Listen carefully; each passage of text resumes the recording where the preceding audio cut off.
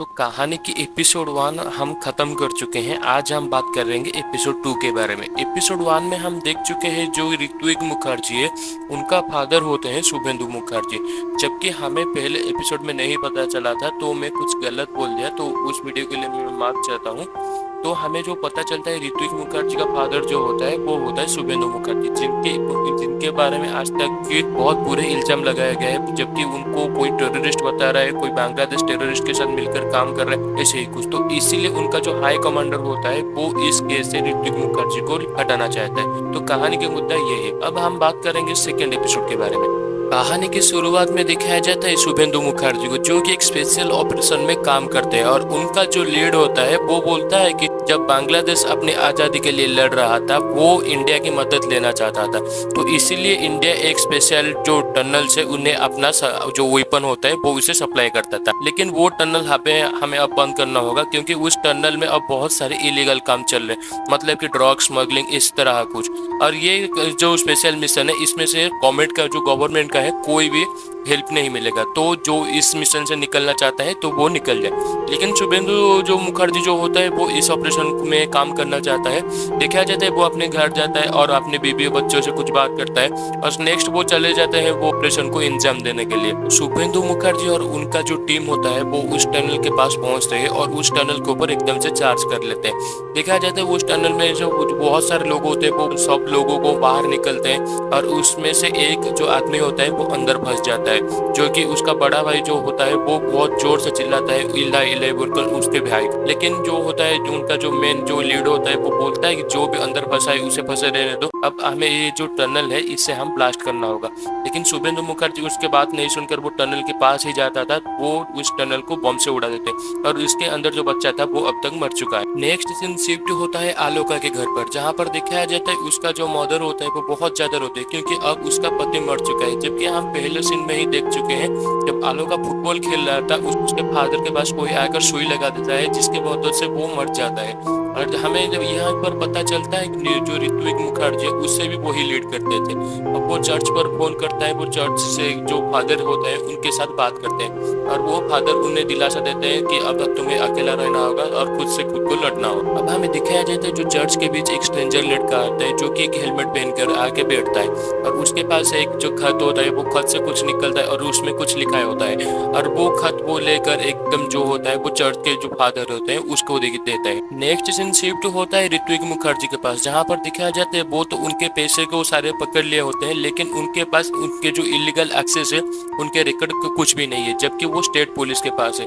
अब ये जो इलीगल रिकॉर्ड है अब इन्हें चाहिए, लेकिन इनके पास ये पावर नहीं है कि वो उससे इलीगल रिकॉर्ड का एक्सेस मांग सके। तो वो चीफ मिनिस्टर के साथ बात करने के लिए चाहते हैं, वो उसे अपॉइंटमेंट नहीं देते, लेकिन वो कुछ लोगों के सहारे से वो चीफ मिनिस्टर से मिलते हैं। जबकि वहां से हमें पता चलता है कि जो वहां के जो चीफ मिनिस्टर होते हैं वो भी एकदम से उनके साथ मिलते हैं। अब ये सीन के बारे में मैं आगे बात करूंगा। कहानी दिखाया जाता है फिर से आलोका के फ्लैशबैक पर, जहाँ पर उसके फादर बैठते हैं और उसे पूछते हैं कि तुम्हें पता है मैं तुम्हारे नाम आलोका क्यों दिया था।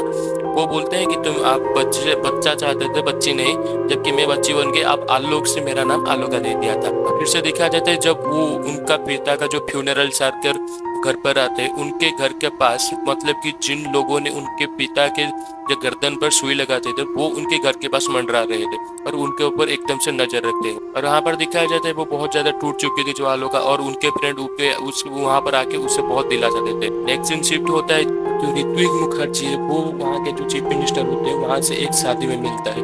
वो बोलता है कि मैम हमें तो नमन आर्य को पकड़ना होगा, लेकिन हम उनका जो पैसा पकड़े हैं उन्हें पकड़ने के लिए ये सबूत काफी नहीं है, तो हमें स्टेट पुलिस के पास जो इलीगल एक्सेस है वो हमें चाहिए। लेकिन यहाँ पर जो चीफ मिनिस्टर होता है वो सीधा सीधा मना कर देता है। जो मुखर्जी वो बोलता है कि हमारे डिपार्टमेंट से कोई ऐसा है जो उनके साथ लिंक कर रहा है, इसीलिए हमें इलीगल एक्सेस नहीं मिल रही है। तो ये बात करते वक्त चीफ मिनिस्टर नीचे चले जाते हैं, जहाँ पर नमन आर्यन आता है, और उनके साथ फोटो खींचते हैं और कुछ बात करते हैं। यहाँ पर जो उनका जो टीम के जो लीड होते हैं और मुखर्जी वो वहाँ पर देखते हैं कि नमन आर्यन के साथ चीफ मिनिस्टर की कुछ तार लेंगे, पर इसीलिए उन्हें वहाँ के एक्सेस नहीं मिल रहा। जब वो वहाँ से निकलते हैं फिर से जो मुखर्जी है वो उनकी गाड़ी के पास आता है, वो बोलता है कि मैम हमें उन्हें पकड़ना होगा, तो हमें बहुत सारे जो मतलब कि बहुत सारे एक्सेस चाहिए। लेकिन वो बोलता है कि जो उनका जो स्टेट जो चीफ मिनिस्टर वो बोलते हैं कि नमन आर्यन मुझे उनका जो 50% देना चाहता है और वो मुझे खरीदने के लिए चाहता है, तो इस केस के लिए तुम्हें उन्हें अरेस्ट करना होगा, मैं और कुछ नहीं कर सकती, क्योंकि वो मिनिस्टर को खरीदना चाहते हैं। तो यहाँ पर हमें दिखाया जाता है उन्हें जो अरेस्ट करने के लिए वारंट तो मिल जाता है, लेकिन ये बात हमें हजम नहीं होती। नेक्स्ट सीन दिखाया जाता है वहाँ के जो मुखर्जी है वो बैंक के कुछ डीलर के साथ बात करते हैं, जो कि उनके साथ बहुत सालों से काम करते आए हैं, और वो उनके जो नमन आर्यन के जो मनी ट्रांजेक्शन और जो ब्लैक मनी के पास उनके जो रिकॉर्ड है उनको निकालने के लिए वो उन्हें 14 दिन के लिए अपने साथ काम करने के लिए बोलता है। लेकिन यहाँ पर हमें एक जो आदमी दिखाया जाता है जो कि बहुत अनकंफर्टेबल होता है, वो क्या है वो तो हमें अगले सीन में ही पता चलेगा। और यहाँ पर हमें देखते हैं कुछ समय के बाद वो जो होते हैं नमन आर्यन न्यूयॉर्क में होता है, तो और वो वहाँ पर वो पुलिस जाके उसे पकड़ लेता है और अरेस्ट कर लेता है। अब कहानी फिर से फ्लैशबैक में दिखाया जाता है चर्च में जो लड़का जो एक खत पाता है, चर्च में दिखाया जाता है जहाँ पर आलोका के फादर बोलते हैं यदि मैं मर जाऊंगा तो ये खत तुम मुखर्जी के पास भेज देना। और वहां पर से दिखाया जाता है जो लड़का हेलमेट पहनकर वहीं पर आता था वो खत लेकर एकदम से जो मुखर्जी की शर्ट पर चिपका देता है, और मुखर्जी उसने ढूंढने की कोशिश करता है लेकिन वो भीड़ में चले जाता है। और कहानी यहीं पर खत्म होती है। तो थर्ड एपिसोड के लिए हमारे चैनल पर बने रहिए। Thank you.